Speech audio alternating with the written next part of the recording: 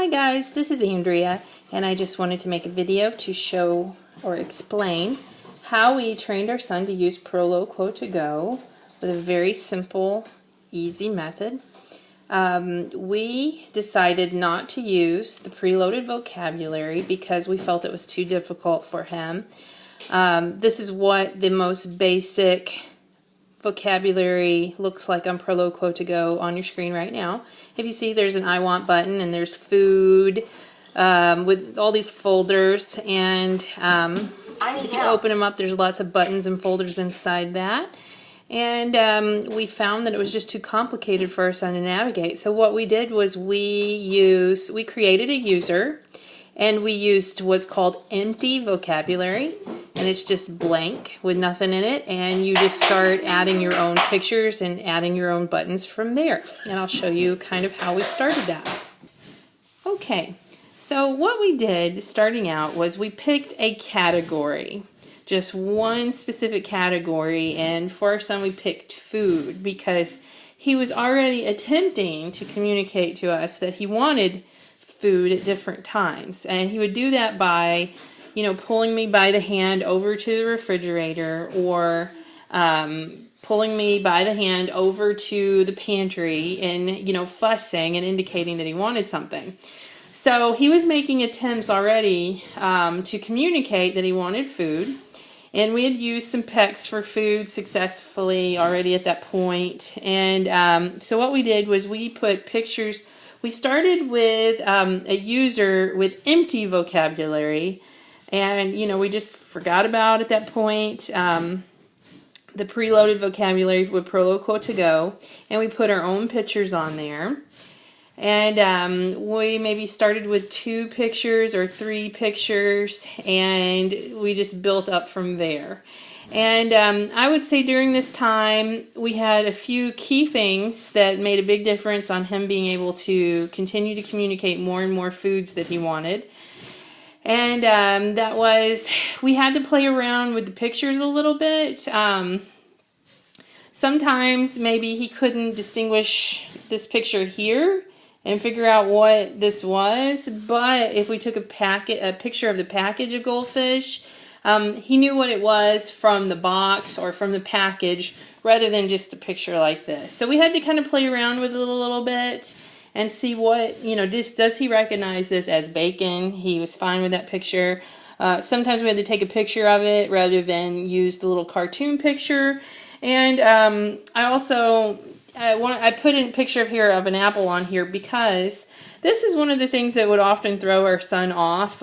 Maybe he was communicating bacon, pretzels, raisins, and spaghetti fine, and then we added apple to that, and all of a sudden he would stop being able to communicate, and every time we asked him what he wanted, he would hit apple, apple, apple.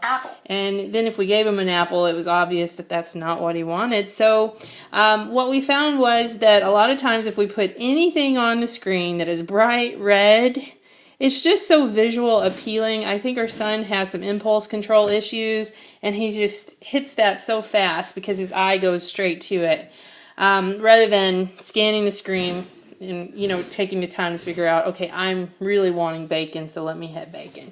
So a lot of times what we did is if we added a picture like this apple and it threw him off, we would just change the picture out. Okay, we realized this isn't working for us, so we tried something different. So I would often go to Google Images and save the picture, and then we would put it, use a picture. And if you see like this picture of apple, it's obviously an apple, but it's not so red and bright that it stands out. And a lot of times using Google Images actually will give you a nice clear picture, whereas this might be a little bit difficult to distinguish. This is a nice clear picture with a white background, and I recommend using white backgrounds on everything, especially if your child has visual discrimination issues like ours does. He often only looks at a part of the picture, so if you've got like a pattern behind that apple, it can kind of throw him off. So anyway, we just kept adding more and more food until we decided he had mastered this well and we could move on. And let me tell you the second step. Okay, I guess this would actually be the third step we did. And this is very simple, but it just took a little bit of practice for our son. But, you know, we wanted him to be able to open a folder. So we used the same screen, you know, we had for the food, but we put it all inside a folder on the home screen. So we had to add the step of opening the folder before he got to the food. And I realize this doesn't match what I just showed you, but you know, my recommendation would be to always leave the pictures on the screen. Some kids do okay with you taking it off and putting it back on, but our son had a very negative response to us, like removing a picture. If there's ever a picture missing, he would get really upset.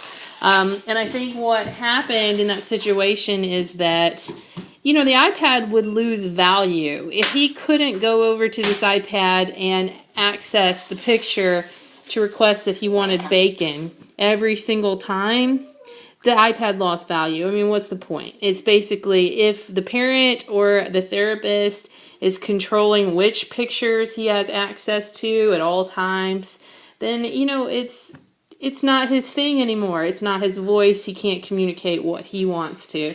So for us, like I said, some kids do fine with that, but for us, we had to leave these pictures on here and not move them. That was very important for him. We had to just leave them there. I mean, we could make little changes to them, but as long as he understood that he could still get to that picture, we were fine. So one of the things he allowed us to do was put them in a folder. So we had him practice. What we would do is if we knew he wanted food and he came over here to the iPad, this didn't take long for him to learn. He just learned he had to touch one button and then he got to the screen he wanted.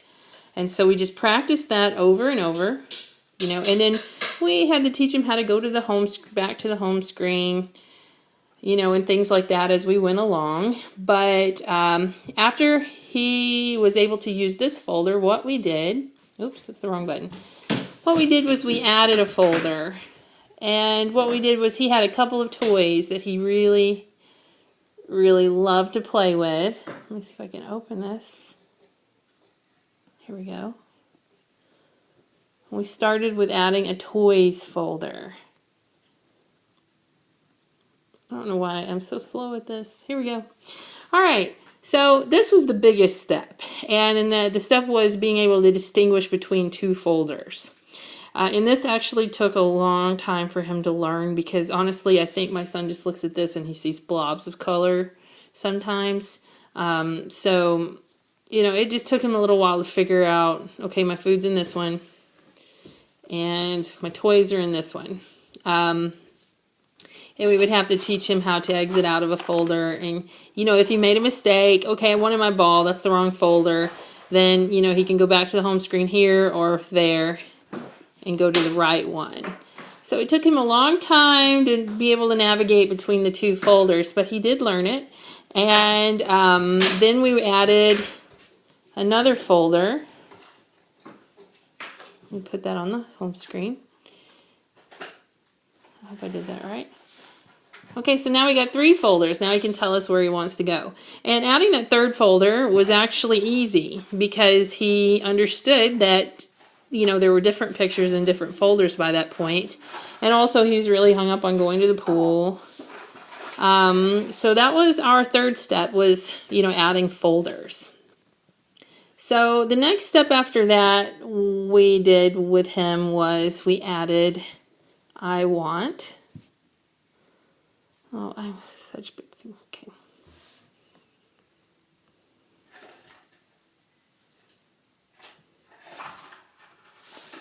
Okay, let me just get this screen set up really quick. I'm going to move things around a little bit. But our I want folder button, we made it a different color. And we put a picture of our son on there because he, you know, I just feel like it makes it a little more personal. And also, I don't think he does that well with those little cartoon pictures of people. He does a little bit better with real pictures. So we just used a picture of him so he understood that it was him saying, And what we did was we just had to practice hand over hand for a while, saying I want before he did pretzels, and then playing the toolbar. I've got some other stuff on there, so we say I want apple. I want apple. So he's saying a sentence at that point. But it just took a lot of hand-over-hand practice of hitting this button first before he opened this up. And then we still have trouble with this, but getting him to play I want goldfish crackers. the sentence bar afterwards. So that was really how we began on Proloquo2go. And this is a good way to start with requesting. And after this, of course, you know, you want to build on commenting and things like that. And we're still kind of working in that area. But we added a folder for school and a folder for, well, we added a button to say all done when he's finished with something, and to request to go to the potty. So we all added all that on the home screen. And if you see, the structure is very similar. You know, just after you build up to that level, it's very similar to the preloaded vocabulary on here. No, you're not too far off. And then I can, you know, show you some things we did to get our son to answer questions, and he's just beginning to make comments at this point. So, oh yeah, we added a folder for people so that he could greet people and request that, you know, if he wants a specific person. He often requests Daddy at the end of the day because he knows Daddy's about to come home. But if you look at this, this was the preloaded vocabulary screen, and we've got some of the basic things on here already. The I want folder with the food choices, drink, toys, and places. They have places. We put to go on there, but they have places. And then, you know, like I said, we added all done. And, you know, we added a folder like this that says chat. Ours actually says people. And when you open it up, you can say hi. On ours, hi, and some other things. It's not quite this elaborate, but it gives you a good start so you get close to what they're doing on this screen.